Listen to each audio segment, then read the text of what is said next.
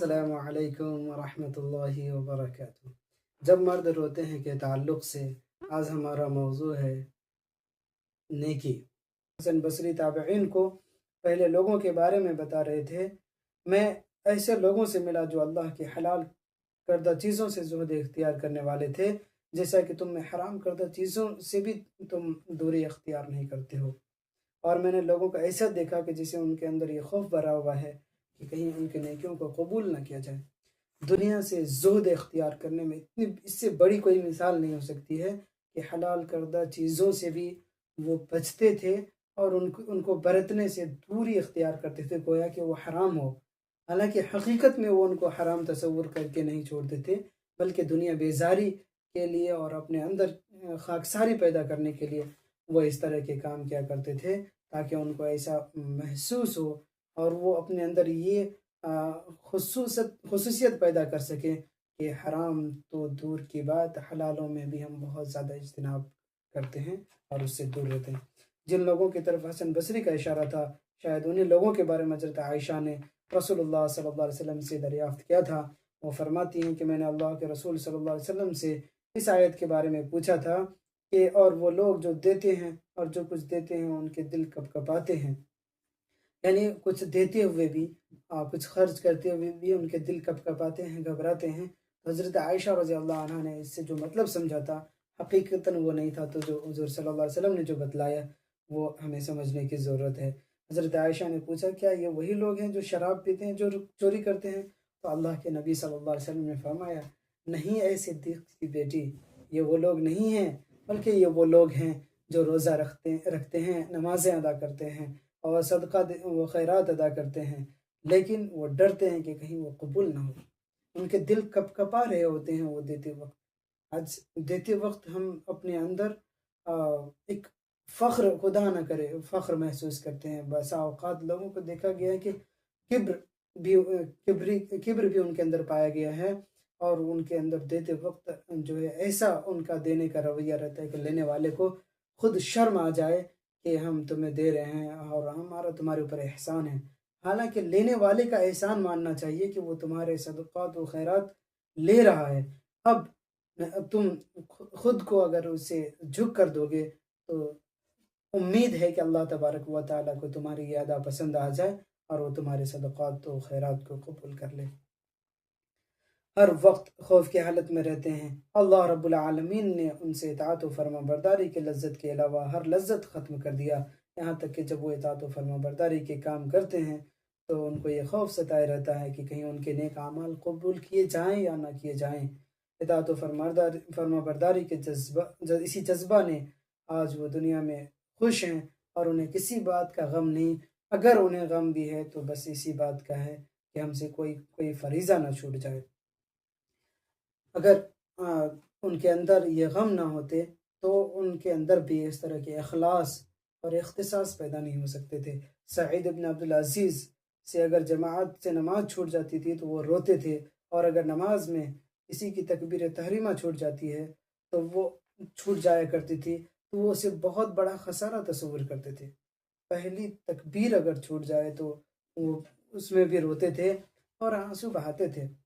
जब आमिर इब्न कैस की वफ़ात का वक़्त करीब आया, तो वो रोने लगे और पूछा गया कि रोने की वजह क्या है? तो जवाब दिया, मैं मौत से घबरा कर नहीं रो रहा हूँ और न दुनिया की लालच में रो रहा हूँ, बल्कि मैं तो इसलिए रो रहा हूँ कि अब मुझे क़याम लैल और रोज़ा रखने का मौका न मिलेगा। उन्हें उनके अंदर मौत की घबराहट न थी, बल्कि नेकियां उनसे छूट रही थी, जिसकी वजह से वो घबरा रहे थे। इसीलिए अल्लाह ताला की खशियत, अल्लाह के खौफ पैदा करने के लिए नेकियों का करना सबसे ज़्यादा ज़रूरी है। यही वो रोशनी है यही वो रोशनी है जो मंजिल तक पहुँचाएगी। अगर गुनाहों में मुलविस होते हैं, तो ये मज़ीद गुनाहों को करवा करवा कर हमारे दिलों को दागदार बना देता है और नेकियां जो है, नेकियों से दूर रहने का जी चाहता है।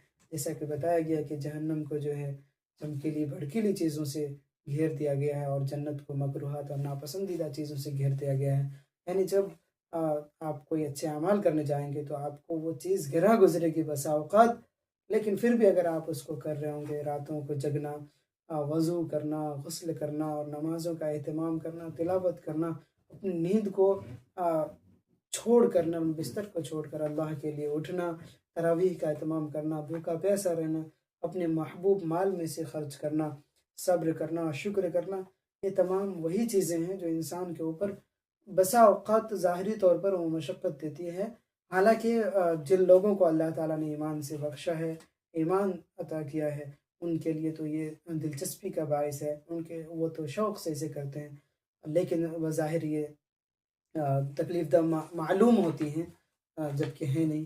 اور اسی طریقے سے جہنم کی چیزوں میں جو عیش و آرام اور مال کا جو ہے مالوں کی فراوانی ہونا، اگرچہ وہ پاک ہوں یا ناپاک ہوں، اس طرح کی چیزیں ہیں۔ اسی طرح جب عبد الرحمن ابن اسود کی موت کا وقت قریب آیا تو وہ بھی رونے لگے، اور رونے کی وجہ دریافت کی گئی تو انہوں نے کہا کہ روزہ نماز پر افسوس اس وجہ سے ہے، اور اس کے برابر قرآن کی تلاوت کرتے رہتے ہیں یہاں تک کہ موت آ گئی۔ تو انہوں نے روزہ نماز اور قرآن پاک کی تلاوت کے باوجود جب موت اس حالت میں آئی، پھر بھی ان کو افسوس ہو رہا تھا کہ بہت زیادہ ہم نے نیکی نہیں کی۔ یہ وہ لوگ ہیں جنہوں نے اطاعت و فرما برداری میں زندگی گزاری، اطاعت و فرما برداری کی راہ میں صعوبتیں برداشت کی، زبردستی اپنے نفس کو اطاعت کے لیے راضی کیا، جس کی وجہ اطاعت و فرما برداری ان کے نزدیک سب سے لذت والی چیز اور محبوب چیز بن گئی۔ جب اپنے نفس کو اس کے مطابق ڈھالا اور مجبور کیا کہ تمہیں یہ کرنا ہی ہوگا، تو ان کے لیے سب سے محبوب چیز بن گئی۔ اطاعت و فرما برداری ان کے لیے ایک نعمت سے کم نہ تھی، وہ ایک توشہ کی حیثیت رکھتی تھی جس کے ذریعے وہ اللہ کا قرب اختیار کرتے تھے۔ ان تمام معاملات کے باوجود ان کے دلوں میں خوف تھا، اطاعت کے کاموں میں انجام دہی کے بعد ان کو کوئی جلدی نہ تھی، اور یہ گمان کرنے لگیں کہ بہت اچھے اچھے اعمال کرنے والے ہیں۔ ان کے اندر تمام طرح کے اطاعت و فرما برداری کرنے کے باوجود خوف تھے، اور وہ جو ہے نیکیوں کے بہت زیادہ انبار لگائے رہنے کے باوجود بھی اپنے اندر خوف اور اللہ تعالیٰ کی خشیت کو پیدا کیے رہتے تھے۔ آئندہ قسط جو ہے ہماری نیکی کے تعلق سے ہی ہے، دوسری قسط ہے، امید کہ آپ سب کو اس کا انتظار رہے گا اور اس سے آپ سب خوب استفادہ کریں گے۔ اللہ تعالیٰ ہم سبوں کو عمل کرنے کی توفیق عطا فرمائے۔ وآخر دعوانا الحمد للہ رب العالمین۔ السلام علیکم ورحمۃ اللہ وبرکاتہ۔